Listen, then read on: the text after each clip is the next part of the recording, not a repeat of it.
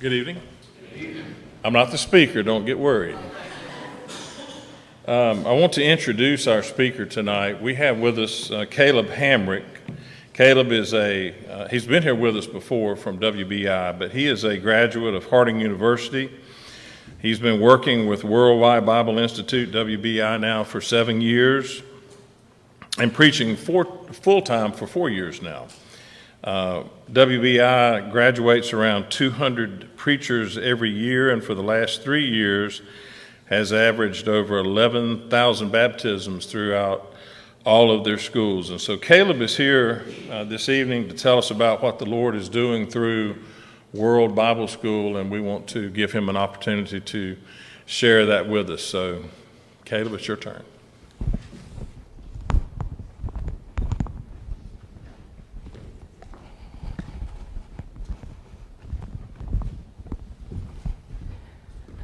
Well, good evening, everyone. Thank you, Dennis, for that introduction. It is so glad, such a happy time to be back here at Mountain Island. I love coming back here every chance that I'm able to get. I am based, in fact, WBI is based all the way down in Texas, so we're not going to talk about what happened on football today. We'll skip that topic.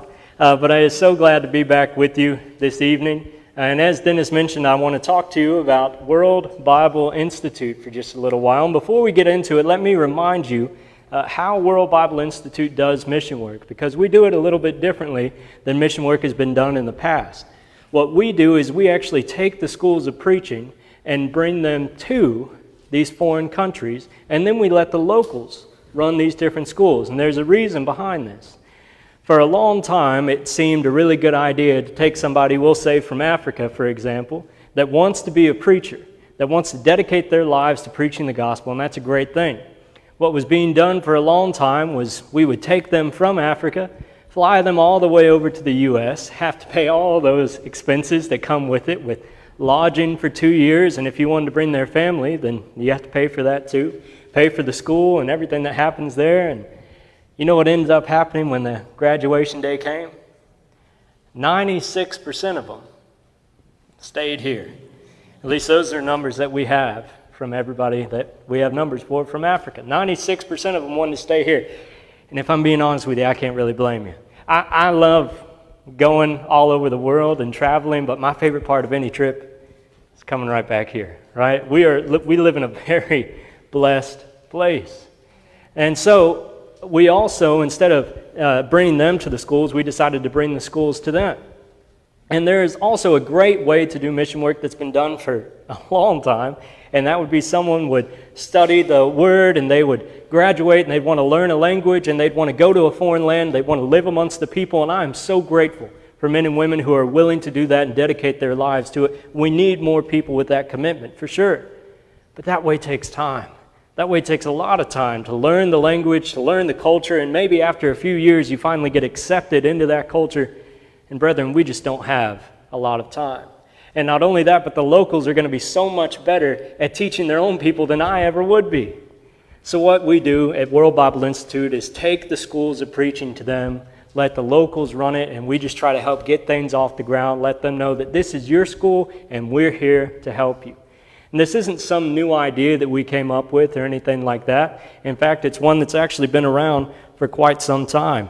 And it's actually based off of the scripture that was just read a moment ago, 2 Timothy 2 and verse 2. What you have heard from me in the presence of many witnesses, commit the same to faithful men, that they may be able to teach others also.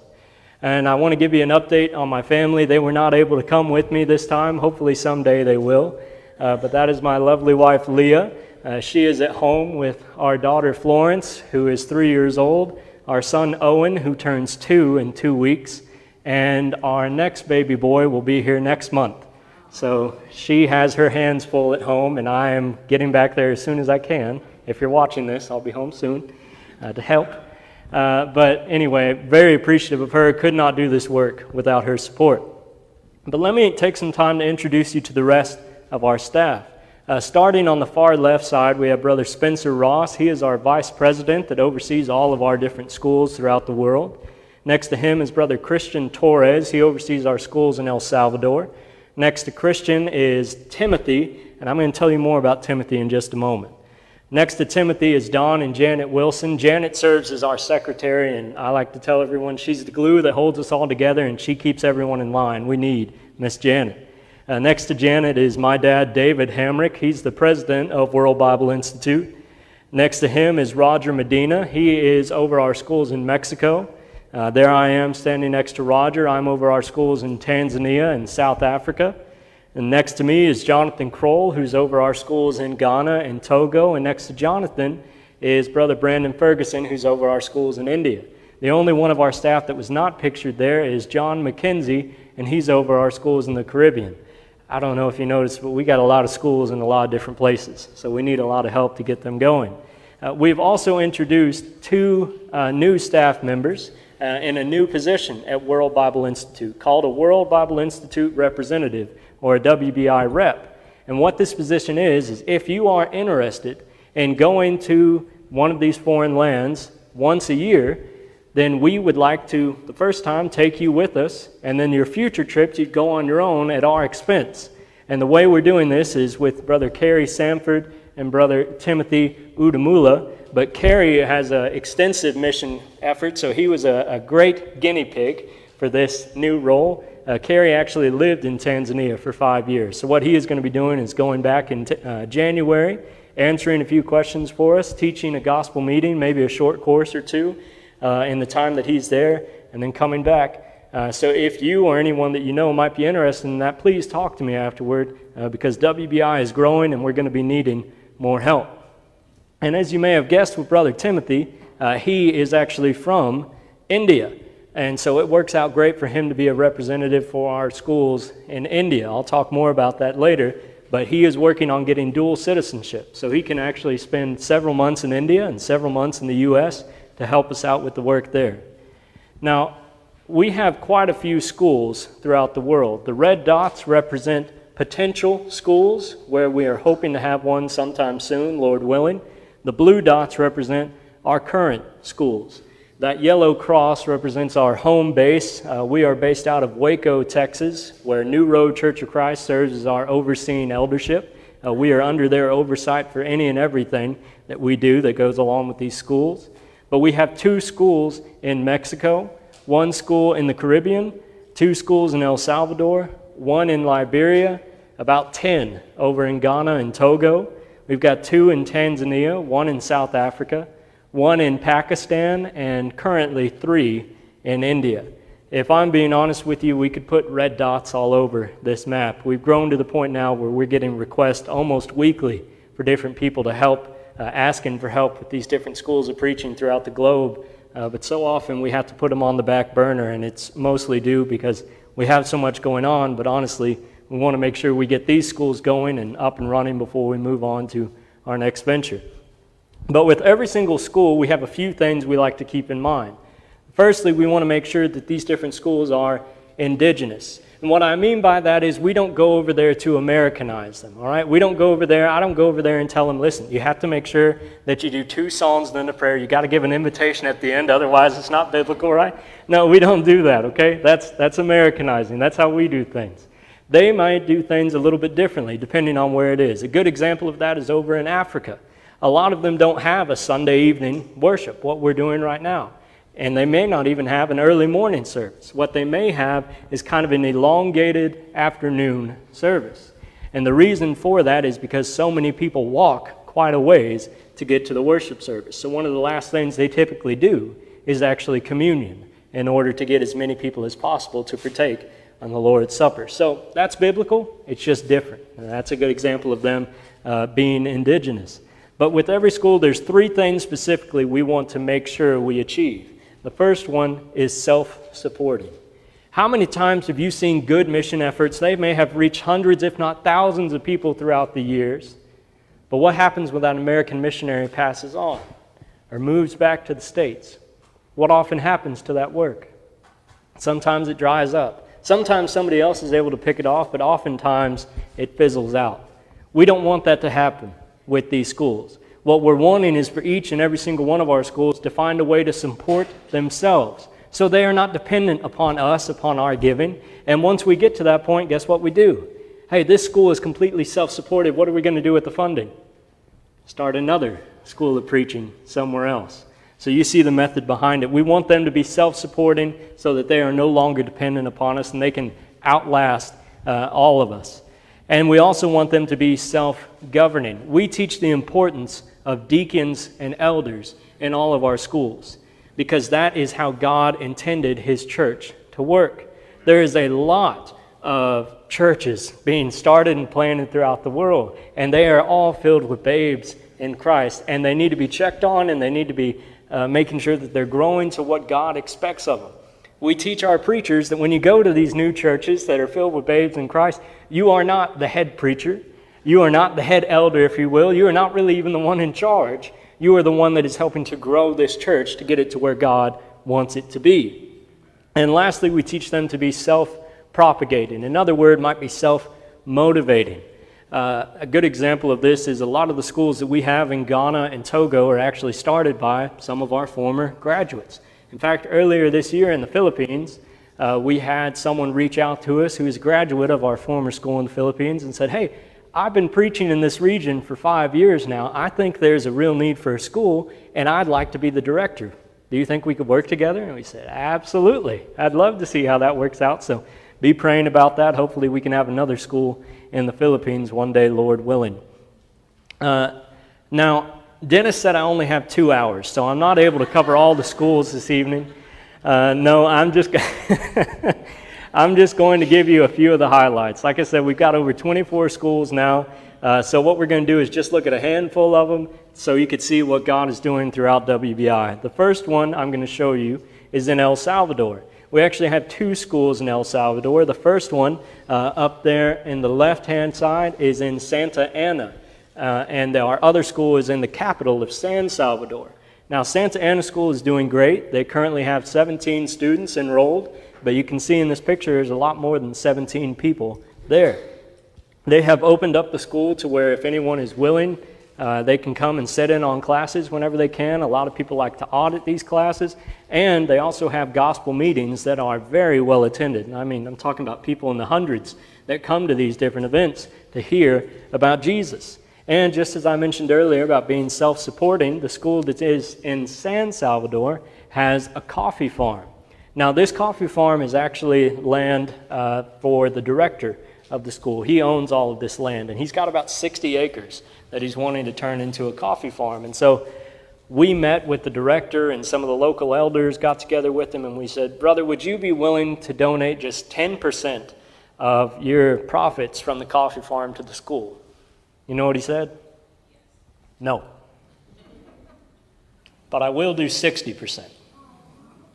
Not only, once this is fully operational, will it support the school in San Salvador, because he is willing to do 60%, it will also help to support our other school in Santa Ana. Currently, we're only using about 30 acres of the farm. We just got the newer equipment earlier this year, and so we're trying to take it on slowly by slowly, not do too much at a time, make sure they can handle it. But Lord willing, in just a couple of years' time, this will be fully funded by the coffee farm.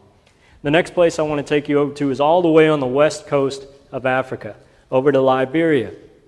This school is a little bit different than most of our other ones. As you can see, there's quite a few students enrolled in this program, but it is also self-supported, but in a different way.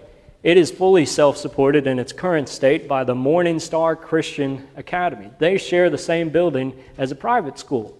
Now, that works out great and all, but what that means is sometimes while you're trying to study Acts in your preacher class, they might be having band practice next door, and that can be a little distracting. But this school has grown so much, both the private Christian academy as well as the preacher training school, that they're actually wanting to expand and possibly even move their grounds. And several people have donated books to this work. If you have books that you would like to donate, we are actually partnered with Mission Printing, and we were able to send 1 to 2 containers full of books a year at absolutely no charge. To give you an idea, that's typically about $14,000 to send a container from here over to Africa, and we're able to do it completely for free because of that partnership. So if you ever do have books that you'd like to donate, this is where they go. This work here in Liberia is actually getting a library for their master's program that recently vamped up. And because this is all going so well, it's gotten the attention of the local government. They're actually planning on adding a nursing degree to this program, and the government has agreed to give them accreditation. So it is no longer a school of preaching, but will become an official Bible college. So you know what that means? People that come there to study nursing, they're going to get a little bit of Jesus while they're there too, and that's the goal, right? We want to make sure that we take the gospel as many places as we can. So now jumping over to Pakistan, of all places. Brother Naeem Sabir serves as our director for this school, and he is doing a great job. And as you can see here, we're actually able to zoom in and teach online here. It's not the safest for us to travel, although some of us have been over there, but recently it's become increasingly difficult, not just because of the persecution, but they also have a lot of flooding going on over in Pakistan. So continue to keep them in your prayers. But I don't know about you, when I think Middle East or Pakistan, I typically think Muslim, right? And that's one of the reasons that I actually like the outside of this building so much. I mean, one, it's very pretty, the rock work and everything, but that cross at the top, to me, looks like a symbol of Christianity in the midst of a Muslim culture. But what I like even more than the outside of this building is the inside. Saiwal Church of Christ, this one pictured here, is the one that hosts our school of preaching over in Pakistan. And it is one of over 40 different churches of Christ in that area. Did you know that you have thousands of brothers and sisters in Pakistan? It's really an amazing thing. And you see just about all the churches are packed to the brim just like this.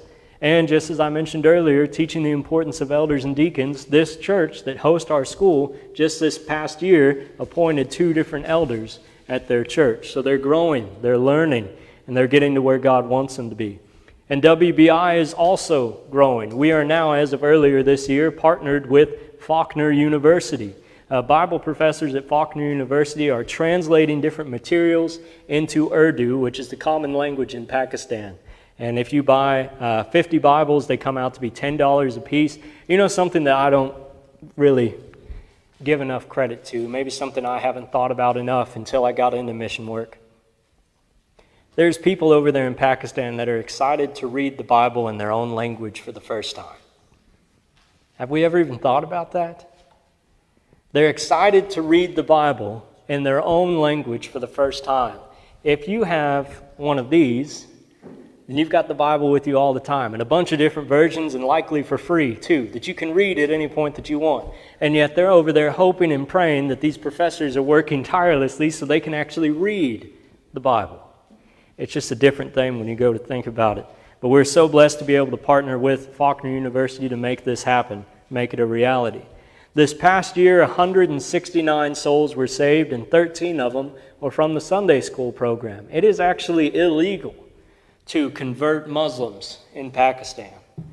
So you know what we do? We do it anyway. But it is not illegal to teach the children. So what they have started is actually kind of like a daycare that runs throughout the week, but it's also really a Bible school, a children's school, where the parents drop off the kids throughout the week, and while they're there, they hear about Jesus, they're taught about him, how much he loves them, how much he wants to spend eternity with them, how he died for them, and then they go home and they start to question some things.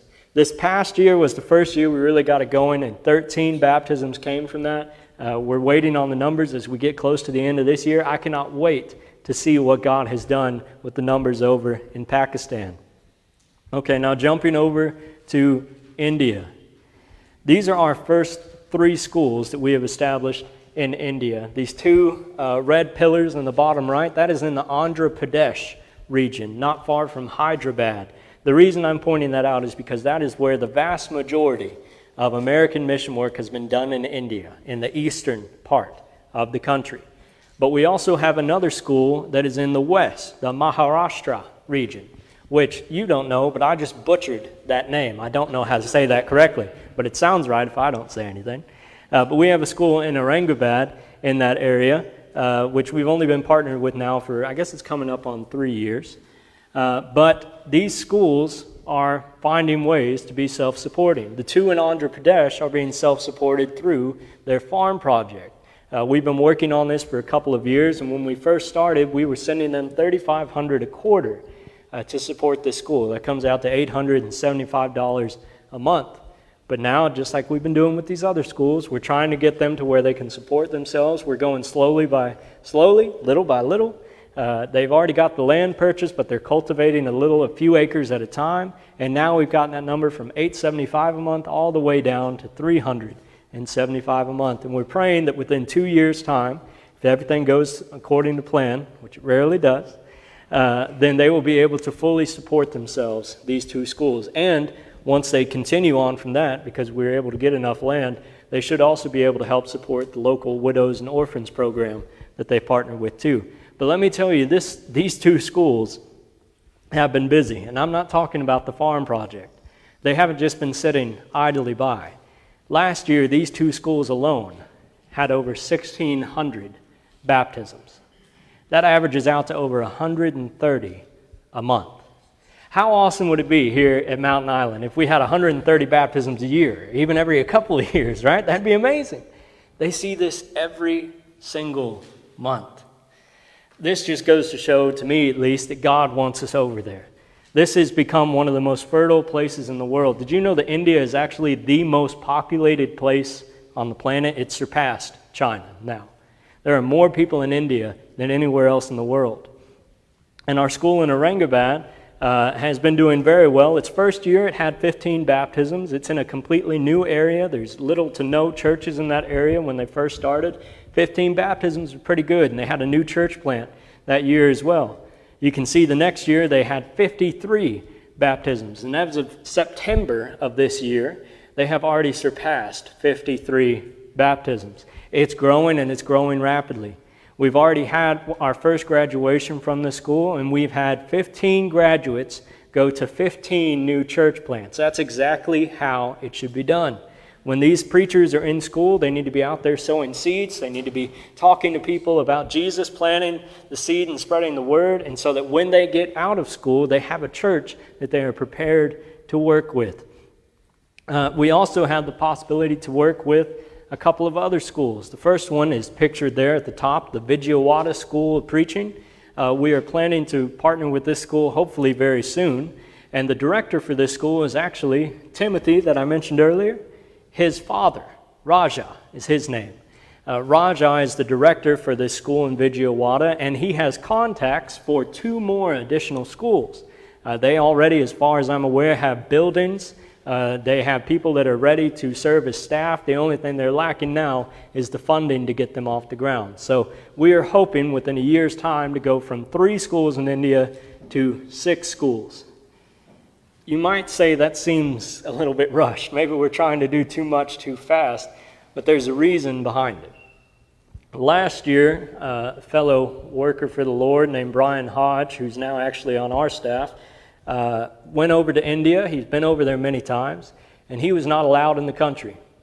They held Brian Hodge, questioned him for about 12 hours, didn't give him a single drop of water even during those 12 hours. They ripped up his visa in front of him, gave his passport to security, an air marshal, and said he can get this when he lands in Amsterdam. He is no longer allowed to come back to India.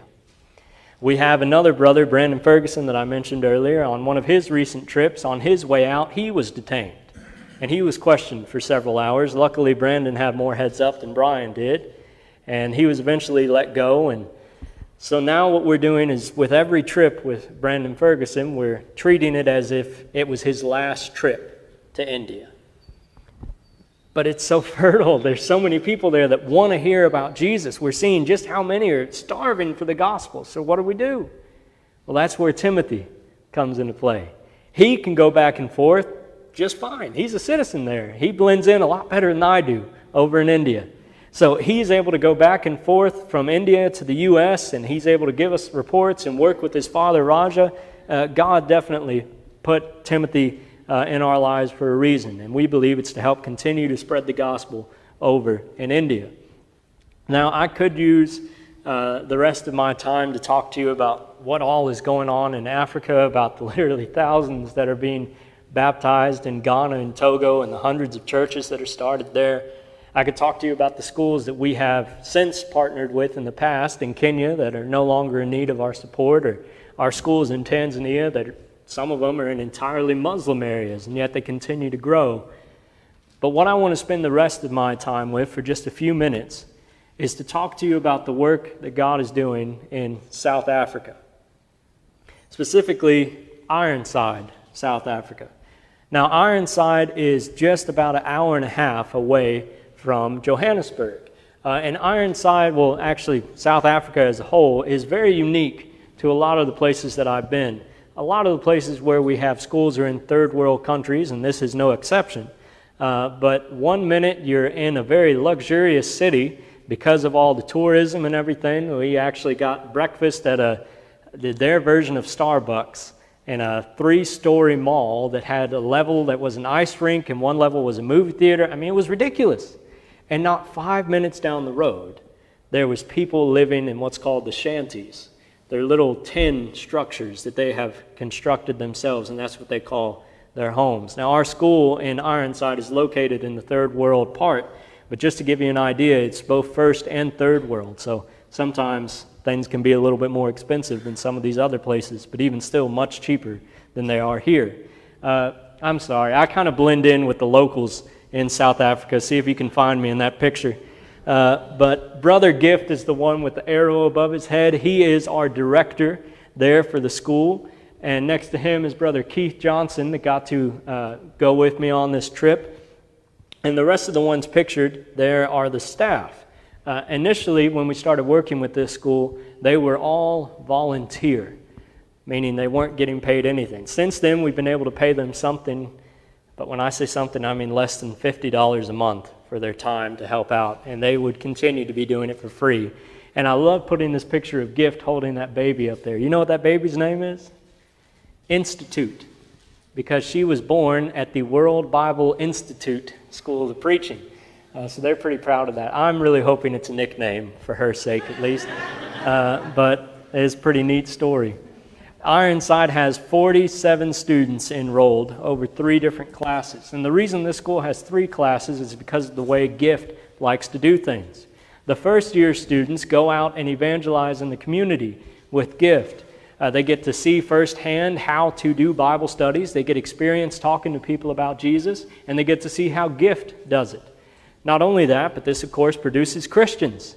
And not only Christians, but also future preacher students. We've seen a good amount of preacher students come from this evangelism. The second year students go out to these different Bible schools in the area and get some practice at preaching and teaching. Now, let me explain the difference between a Bible school and a school of preaching. We are partnered with the Ironside School of Preaching. That is for any man who wants to dedicate his life to preaching the gospel. He can come to our school. These Bible schools are for anyone who wants to learn more about Jesus. You're welcome to attend these. There are 26 Bible schools in this region. Okay, think counties. 26. And they're not small. There's over 500 students enrolled throughout these 26 schools in the region, which of course Gift had a hand in almost every single one of these schools. But they need sound preachers. So our second year students go out there on the weekends and preach at these different schools. The third year students go out on week-long evangelistic campaigns to help evangelize different areas. And this is how we were able to get an entire congregation converted at one time.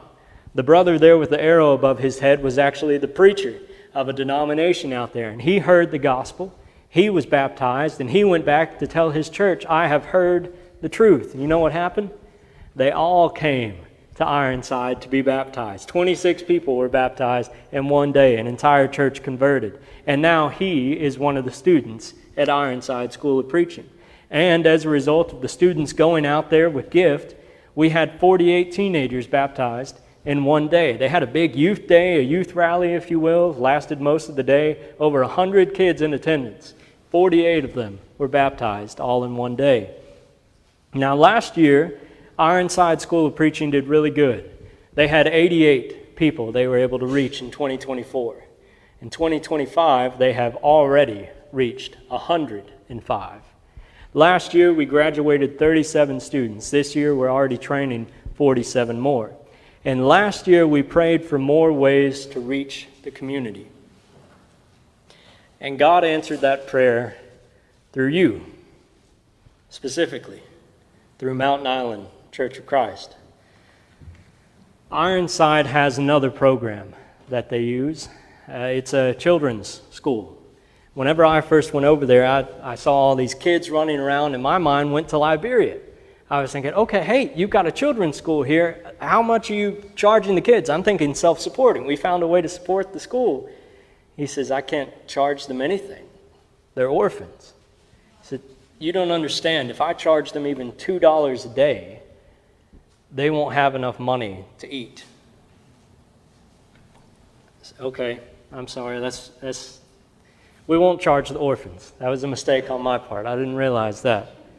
But you can see what their school looked like. They had holes in the ceilings, so when it would rain, the facility would flood. The windows would get busted, and some of the roof got destroyed after storms. It was not in a good place.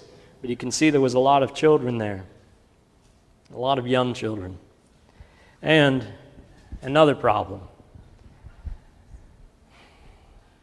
You see that white table in the back? That's all the food they had for the day. And those kids are standing around sad because there wasn't enough to go around. And a lot of them don't get food when they go home. These kids were literally starving in our school. And they're around my kids' age, a lot of them. And I don't like thinking about it.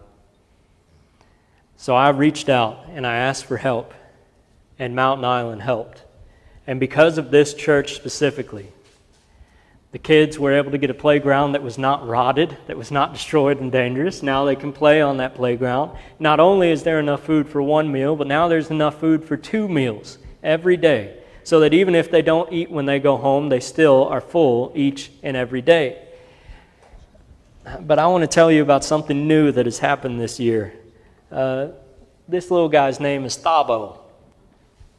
Thabo is the same age as my son. He's 2 years old.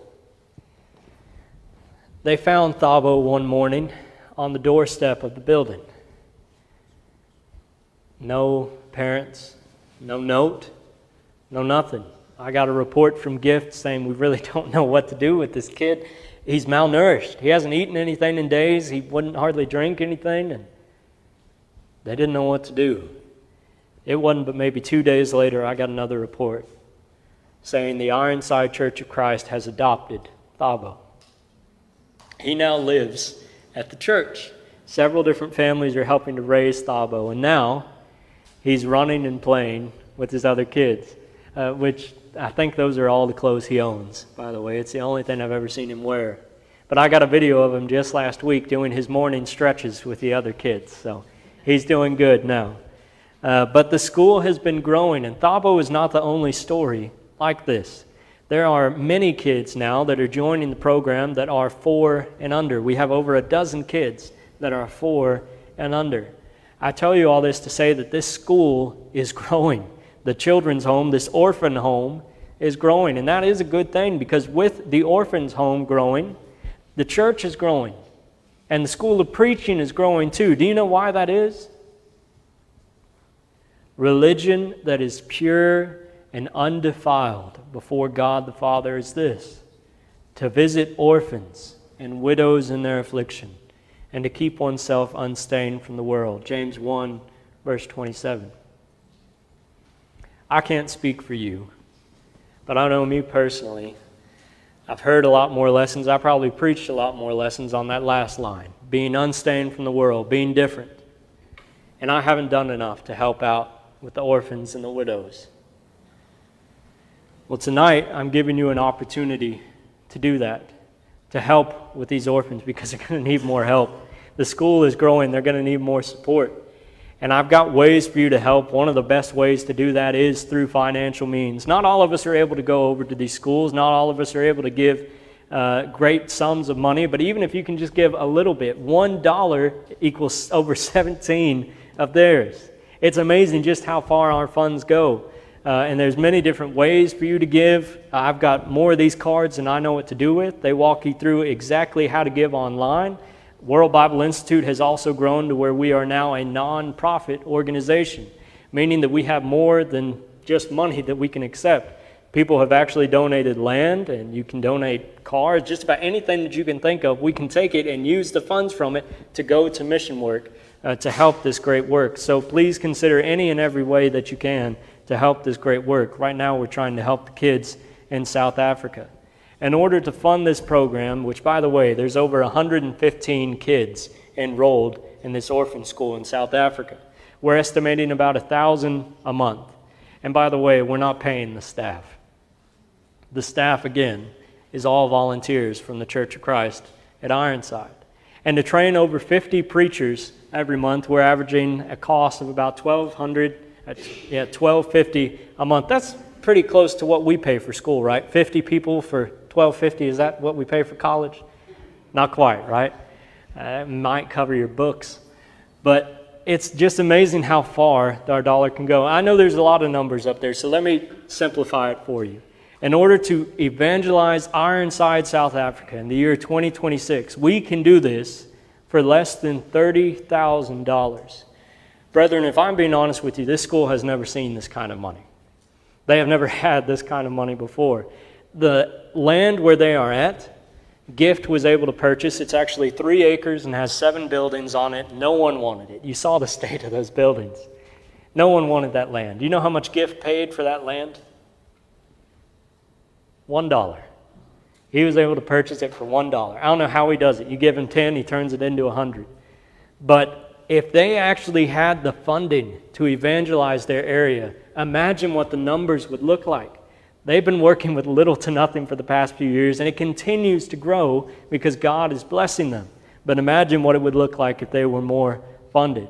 And we know that this way of doing things works because we have seen it work time and time again. And 2019 was a record year for World Bible Institute. We were able to reach over 5,000 souls in that one year. But then you remember what happened the next year. COVID hit. We weren't able to travel to go see those schools in person. In fact, we weren't able to do this right here. We weren't able to go and meet with churches because so many of us had closed down. And so we weren't able to go and raise funds in person. And we were thinking, what are we going to do?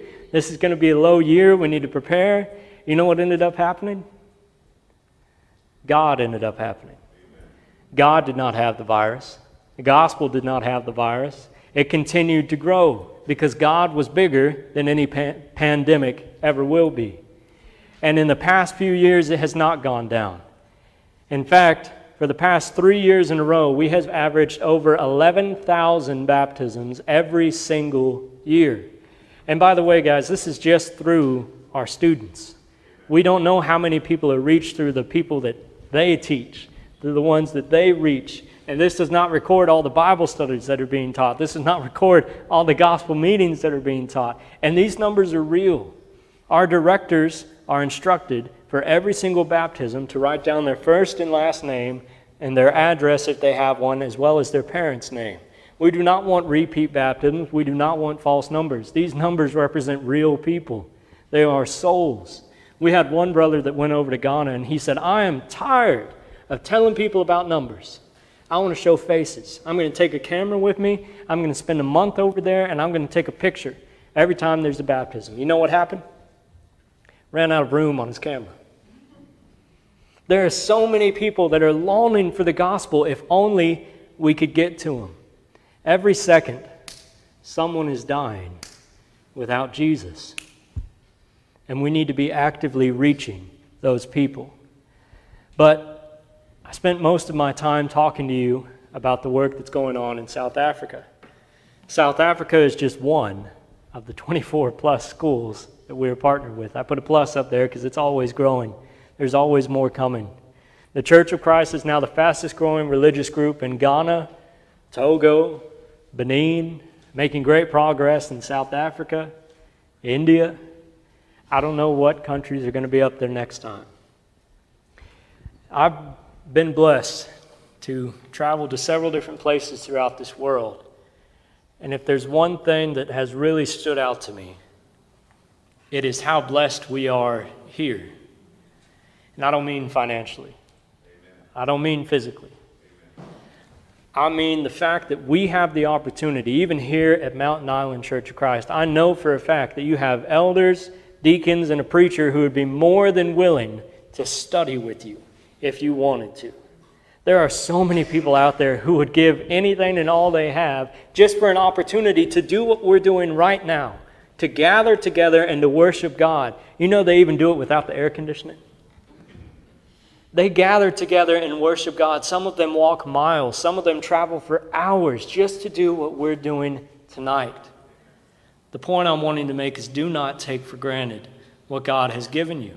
Amen. Remember why you are here, why you exist, and it is to bring God His glory. Use what He has given you to His benefit. Not just financially, but use any and everything that God has laid before you so that you can lay it back before Him and His throne. Make sure that God is working through you and through your life, just as God has been working through World Bible Institute. I want to thank you all so much for allowing me this opportunity to come out here and to give you an update on this work. But if there's one thing I want to leave you with this evening, do not let the devil win. Do not let him distract you from your goal. Make sure that you stay focused on the kingdom and finding ways to bring as many people to Jesus as you can. Amen. If there's any way that we can help you this evening, please let it be known as together we stand and as we sing.